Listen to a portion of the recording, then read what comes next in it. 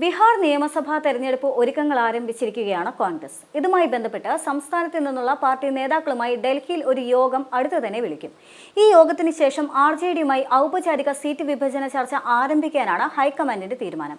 2020 തെരഞ്ഞെടുപ്പ് ഫലത്തിൽ നിന്ന് പാഠം ഉൾക്കൊണ്ടുകൊണ്ട് കൂടുതൽ സീറ്റുകളിൽ മത്സരിക്കുന്നതിനേക്കാൾ വിജയിക്കാൻ കഴിയുന്ന സീറ്റുകളിൽ ശ്രദ്ധ കേന്ദ്രീകരിക്കാനാണ് കോൺഗ്രസിന്റെ ഇപ്പോഴത്തെ തീരുമാനം. സംസ്ഥാനത്ത് നിന്നുള്ള നേതാക്കളിൽ നിന്ന് വിശദമായി തന്നെ വിവരം തേടും. അതിനുശേഷം RJDയുമായുള്ള ചർച്ചയും ആരംഭിക്കും. കഴിഞ്ഞ നിയമസഭാ തെരഞ്ഞെടുപ്പിൽ കോൺഗ്രസ് 70 സീറ്റുകളിലാണ് മത്സരിച്ചത്. 17 സീറ്റുകളിലാണ് വിജയിച്ചത്. RJD ആണെങ്കിൽ 144 സീറ്റുകളിൽ മത്സരിക്കുകയും 72 സീറ്റുകളിൽ വിജയിക്കുകയും ചെയ്തു. RJD വിജയിക്കാൻ യാതൊരു സാധ്യതയുമില്ലാത്ത വലിയ സാധ്യത തീരെ കുറഞ്ഞ സീറ്റുകളാണ് തങ്ങൾക്ക് തന്നതെന്നാണ് കോൺഗ്രസ് കരുതുന്നത്. അതുകൊണ്ട് തന്നെ കഴിഞ്ഞ തവണ ആവർത്തിച്ചത് ഇക്കുറിയും ആവർത്തിക്കരുത് എന്ന് തന്നെയാണ് കോൺഗ്രസ് ആഗ്രഹിക്കുന്നത്. ജാതി സമവാക്യങ്ങളാൽ RJDക്ക് സ്വാധീനം വളരെ കുറഞ്ഞ നളന്ദ, പാറ്റ്ന, കാഗറിയ, വെസ്റ്റ് ചമ്പാരൻ, ഗോപാൽഗഞ്ച്, ഗയ ജില്ലകളിൽ നിരവധി സീറ്റുകളാണ് കഴിഞ്ഞ തവണ കോൺഗ്രസിന് ലഭിച്ചത്.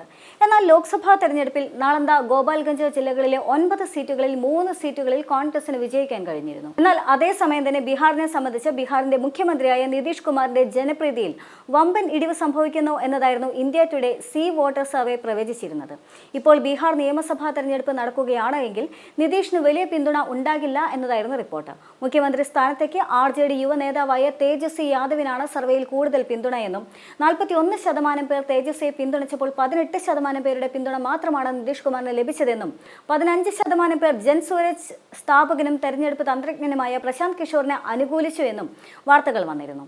നിതീഷ് കുമാറിന്റെ വിശ്വാസ്യത തകർന്നുവെന്നാണ് 58% ആളുകൾ പ്രതികരിച്ചത്. നേരിയ ഇടിവ് സംഭവിച്ചതായി 13% ആളുകൾ പറയുമ്പോൾ യാതൊരു ഇടിവും ഇല്ല എന്ന് നിതീഷും ഇപ്പോൾ മികച്ച നേതാവാണെന്ന് 21% പേരും പറയുന്നു.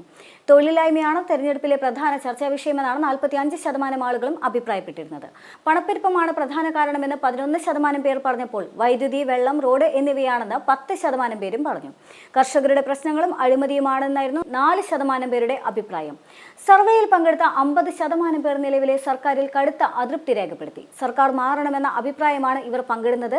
എന്നാൽ അതൃപ്തി ഉണ്ടെങ്കിലും സർക്കാർ മാറേണ്ടതില്ല എന്നതായിരുന്നു 22% പേരുടെ അഭിപ്രായം. എന്നാൽ അതേസമയം അതൃപ്തിയുമില്ല, മാറ്റവും ആഗ്രഹിക്കുന്നില്ല എന്നായിരുന്നു 25% പേർ പങ്കുവച്ചത്. എന്നാൽ ഇതെല്ലാം തന്നെ സൂചിപ്പിക്കുന്നത് ബീഹാറിൽ ഇത്തവണ പ്രതിപക്ഷത്തിന് സാധ്യത ഏറെ ഉണ്ട് എന്ന് തന്നെയാണ്. പ്രത്യേകിച്ചും നിതീഷ് കുമാറിന്റെ സ്വാധീനമെല്ലാം തന്നെ കുറയുന്ന സാഹചര്യത്തിൽ കോൺഗ്രസ് ഒരു തിരിച്ചുവരവ് ആഗ്രഹിക്കുന്നുണ്ടെങ്കിൽ അതിനുള്ള സാധ്യത ബീഹാറിൽ കാണുന്നുണ്ട് എന്ന് വേണം കരുതാൻ. എന്നാൽ അതേസമയം തന്നെ കോൺഗ്രസിനെ അലട്ടുന്ന മറ്റൊരു പ്രധാനപ്പെട്ട വിഷയം, എപ്പോഴും എല്ലാ നിയമസഭാ തെരഞ്ഞെടുപ്പിലും കോൺഗ്രസിനെ സംബന്ധിച്ച് വലിയ കീറാമുട്ടിയായി നിന്നിരുന്നത് കോൺഗ്രസിന്റെ ഇതേ സീറ്റ് ചർച്ച തന്നെയാണ്. രാജസ്ഥാനിലാണെങ്കിൽ പോലും, ഹരിയാനയിലാണെങ്കിൽ പോലും, അതല്ല ഡൽഹിയിലാണെങ്കിൽ പോലും ഇത്തരത്തിൽ ഘടകകക്ഷികളുമായി സീറ്റ് വിഭജന ചർച്ചകൾ വരുന്ന സാഹചര്യത്തിലായിരുന്നു കോൺഗ്രസിനെ സംബന്ധിച്ച് പലതരത്തിലുള്ള പ്രശ്നങ്ങൾ അഭിമുഖീകരിക്കേണ്ടി വന്നത്. കോൺഗ്രസിന്റെ കടുംപിടുത്തം മൂലം പിന്നീട് വലിയ തരത്തിൽ ഘടകകക്ഷികളായി ഒരുമിച്ച് സഖ്യം ചേർന്ന് മത്സരിക്കാനുള്ള സാധ്യതയെല്ലാം തന്നെ മുൻപ് കണ്ട എല്ലാ നിയമസഭാ തെരഞ്ഞെടുപ്പിലും കോൺഗ്രസിന് നഷ്ടപ്പെടാനുള്ള പ്രധാന കാരണവും ഇതേ പിടിവാശി തന്നെയാണ്. ഇപ്പോൾ ഇത്തവണ കഴിഞ്ഞ തവണത്തേതിൽ നിന്ന് വ്യത്യസ്തമായി തങ്ങൾക്ക് സാധ്യത ഉള്ള മണ്ഡലങ്ങൾ തരണമെന്ന് കോൺഗ്രസ് വാശി പിടിക്കുന്ന സാഹചര്യത്തിൽ ഒരുപക്ഷെ RJD കൂടി കൈവിട്ട് കഴിഞ്ഞാൽ കോൺഗ്രസിനെ സംബന്ധിച്ച് ഡൽഹിയിലേതുപോലെ ഹരിയാനയിലേതുപോലെ വലിയ തരത്തിലുള്ള വെല്ലുവിളികൾ നേരിടേണ്ടതായി വരും എന്നത് തന്നെയാണ് പ്രധാന പ്രശ്നം. ഹരിയാനയിൽ ആം ആദ്മി പാർട്ടിയുമായി സഖ്യം ചേരണമെന്നെല്ലാം തന്നെ ആദ്യം പറഞ്ഞിരുന്നുവെങ്കിലും പിന്നീട് സീറ്റ് വിഭജനം വന്ന സാഹചര്യത്തിൽ അരവിന്ദ് കെജ്രിവാളും രാഹുൽ ഗാന്ധിയും തമ്മിൽ വലിയ തരത്തിലുള്ള അഭിപ്രായ വ്യത്യാസങ്ങളെല്ലാം തന്നെ വന്നിരുന്നു. ഇതേ സാഹചര്യം തന്നെയായിരുന്നു ഡൽഹിയിൽ സംഭവിച്ചത്. ഡൽഹിയിൽ നിന്ന് ആം ആദ്മി പാർട്ടി നേരിട്ട് പിന്മാറുന്ന സാഹചര്യമായിരുന്നു. തങ്ങൾക്കൊരു പക്ഷേ കോൺഗ്രസുമായുള്ള സഖ്യത്തിൽ തങ്ങൾക്ക് ലഭിച്ചിരിക്കുന്ന സീറ്റുകൾ പോലും നഷ്ടമാകാനുള്ള സാധ്യതയുണ്ട് എന്നുള്ള തീർത്തും വിമർശനകരമായ സമീപനമായിരുന്നു അരവിന്ദ് കെജ്രിവാളിന്റെ ഭാഗത്തു നിന്നും ഉണ്ടായിരുന്നത് എന്നുള്ളതും കാണാൻ സാധിക്കും. പക്ഷേ എന്നാൽ അതേസമയം തന്നെ നിയമസഭാ തെരഞ്ഞെടുപ്പ് വിധി വരുന്ന സാഹചര്യത്തിൽ അത് ഇരു കൂട്ടർക്കും തന്നെ വളരെ പ്രയാസകരമായിരുന്നു. ഇരുകൂട്ടരെയും പരാജയത്തിലേക്ക് നയിച്ചു എന്നുള്ളതും ഈ എല്ലാ തെരഞ്ഞെടുപ്പുകളും മുന്നോട്ട് വയ്ക്കുന്ന കാര്യം തന്നെയാണ്. ഹരിയാനയെ സംബന്ധിച്ച് കോൺഗ്രസിന് അനുകൂല സാഹചര്യമായിരുന്നു എങ്കിൽ കൂടിയും കോൺഗ്രസിന് കൃത്യമായി മുന്നേറ്റം നടത്താൻ സാധിച്ചില്ല എന്നുള്ളതും ശ്രദ്ധേയമായ ഘടകം തന്നെയാണ്. അതിനുള്ള പ്രധാന കാരണം കോൺഗ്രസിന്റെ സീറ്റ് വിഭജനവുമായി ബന്ധപ്പെട്ട് വരുന്ന ചില ദുർവാശികൾ തന്നെയാണ് എന്ന് പിന്നീട് വ്യാഖ്യാനിക്കപ്പെടുന്ന സാഹചര്യവും ഉണ്ടായിരുന്നു. തെരഞ്ഞെടുപ്പുകൾക്കെല്ലാം ശേഷം പിന്നീട് ഇന്ത്യ മുന്നണി ചേരുന്ന എല്ലാ യോഗത്തിലും ഘടകകക്ഷികളുടെ ഭാഗത്തുനിന്ന് രാഹുൽ ഗാന്ധിക്കും കോൺഗ്രസിനും മല്ലികാർജ്ജുന ഖാർഗെയ്ക്കും നേരിടേണ്ടി വരുന്ന വിമർശനങ്ങളിൽ പ്രധാനം കോൺഗ്രസിന്റെ പിടിവാശിയെ സംബന്ധിച്ചാണ്.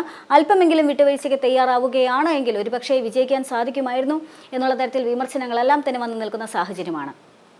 പ്രത്യേകിച്ചും 27 വർഷങ്ങൾക്ക് ശേഷം ഡൽഹിയുടെ ഭരണം BJP പിടിച്ചെടുത്തിരിക്കുന്ന സാഹചര്യത്തിൽ, ആം ആദ്മിയുടെ കയ്യിൽ നിന്നും ഡൽഹി നഷ്ടപ്പെട്ടിരിക്കുന്ന സാഹചര്യത്തിൽ കോൺഗ്രസിനെ സംബന്ധിച്ച് 0 സീറ്റുകൾ മാത്രം നേടിക്കൊണ്ട് ഡൽഹി തെരഞ്ഞെടുപ്പ് അവസാനിക്കുമ്പോൾ വലിയ തരത്തിലുള്ള വിമർശനമായിരുന്നു ഇന്ത്യ സഖ്യത്തിൽ നിന്ന് പോലും കോൺഗ്രസിന് നേരിടേണ്ടി വന്നത്, ആം ആദ്മിയുടെ ഭാഗത്തു നിന്ന് കോൺഗ്രസിന് നേരിടേണ്ടി വന്നത്. പിന്നീട് ഓരോ പാർട്ടിയുടെ നേതാക്കളും പ്രത്യേകമായി വിമർശന ശരങ്ങൾ ഉന്നയിക്കാനുള്ള പ്രധാന കാരണവും കോൺഗ്രസിനെ കടുംപിടുത്തം തന്നെയായിരുന്നു. സ്വാഭാവികമായും ബീഹാർ തെരഞ്ഞെടുപ്പ് കോൺഗ്രസിനെ സംബന്ധിച്ച് വലിയ പ്രതീക്ഷയുള്ള ഒരു തെരഞ്ഞെടുപ്പ് തന്നെയാണ്. അതേ സാഹചര്യത്തിൽ കോൺഗ്രസ് വീണ്ടും സീറ്റ് വിഭജനവുമായി ബന്ധപ്പെട്ട് കടുംപിടുത്തം പിടിക്കുകയാണെങ്കിൽ അത് വലിയ തരത്തിലുള്ള നഷ്ടത്തിലേക്ക് ഉണ്ടാകാനുള്ള സാധ്യതയുണ്ട്. അതുകൊണ്ട് തന്നെ ഇന്ത്യ സഖ്യം എന്ന ആശയം മുൻനിർത്തിയാണോ മുന്നോട്ട് പോകേണ്ടതെങ്കിൽ സ്വാഭാവികമായും കോൺഗ്രസിന്റെ ഭാഗത്തു നിന്നും വിട്ടുവീഴ്ച ഉണ്ടാകേണ്ടതും അനിവാര്യം തന്നെയാണ് എന്നുള്ളത് തന്നെയാണ് കഴിഞ്ഞ തെരഞ്ഞെടുപ്പുകളുടെ ഫലങ്ങളെല്ലാം തന്നെ സൂചിപ്പിക്കുന്നത്.